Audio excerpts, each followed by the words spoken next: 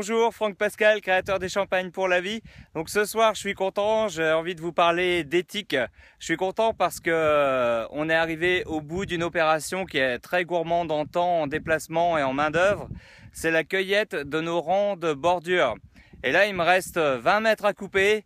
Et ça y est, c'est terminé. Ça fait plusieurs jours qu'on a tout le monde sur le pont pour réussir à aller couper tous les raisins dans le délai du centre de pressurage où on livre.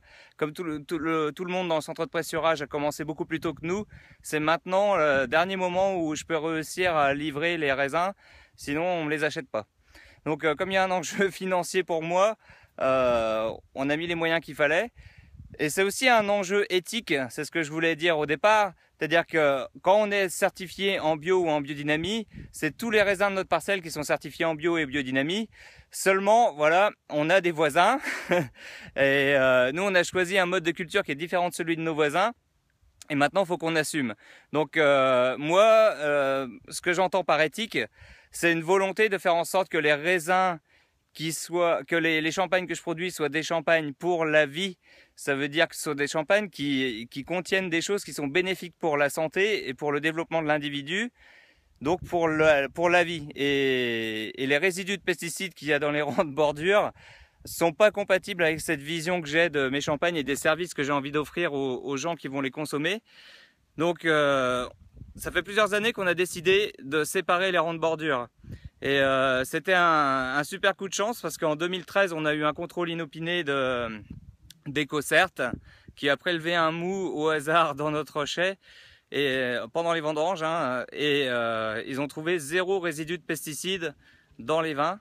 Donc ça, c'est une satisfaction personnelle parce qu'on fait vraiment tout ce qu'il faut pour faire des champagnes pour la vie. Et la première étape, c'est déjà ça. Enfin, la première étape, c'est pas la première, mais c'est une des étapes, c'est un des points importants à mon sens. Donc les petits raisins là que vous voyez ici, qui sont très très jolis, ils sont très jolis les raisins, mais ils n'iront pas dans nos bouteilles. Ils auront faire le bonheur d'un négociant et iront repartir dans le circuit traditionnel de la viticulture champenoise. Et comme ça sera mieux pour vous. Alors c'est pas la seule chose qu'on fait pour éviter les pesticides dans nos vins.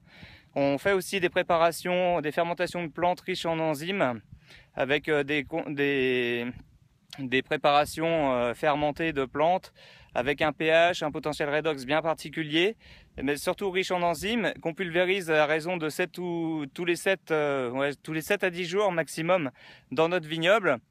Cette pulvérisation crée un terrain qui est défavorable au maintien des pesticides qui sont arrivés fortuitement sur les feuilles de nos vignes et sur les raisins à cause du vent par exemple.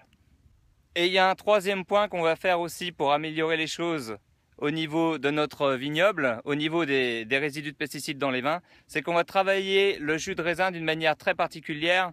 On va changer la vibration du vin, tout simplement parce que le vin, c'est de la matière vivante. La matière vivante, c'est une énergie qui vibre. C'est des associations différentes. Je me rends compte que j'ai les mains sales. Des associations différentes d'énergie qui vibrent à certaines fréquences. Et donc, on peut travailler sur un mode de fonctionnement de la matière qui est différent de celui du mode de fonctionnement de la chimie. La méthode chimique est un modèle qui est issu de la compréhension de Mendeleïev de la matière. Heureusement, depuis 1810, grâce aux opérations, grâce aux recherches qui ont ouvert le champ de la physique quantique, on sait que la matière peut aussi se comporter de manière vibratoire, qu'elle a une conscience et que c'est à nous de savoir activer cette conscience pour que la matière fasse un travail non pas moléculaire mais vibratoire pour éliminer certaines substances et conserver celles qui sont bénéfiques pour nous.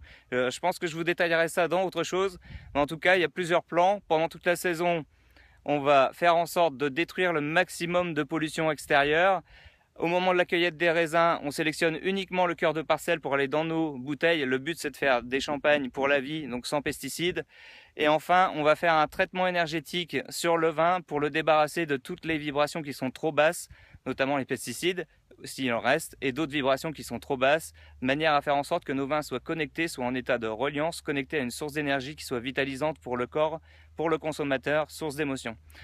Voilà, je vous souhaite une bonne soirée. Moi, je termine de cueillir mon dernier panier et après, je livre les raisins dans le circuit classique pour les champagnes. Et c'est repos, je vais profiter d'un bon moment, d'un bon verre de champagne avec mes vendangeurs. Allez, bonne soirée!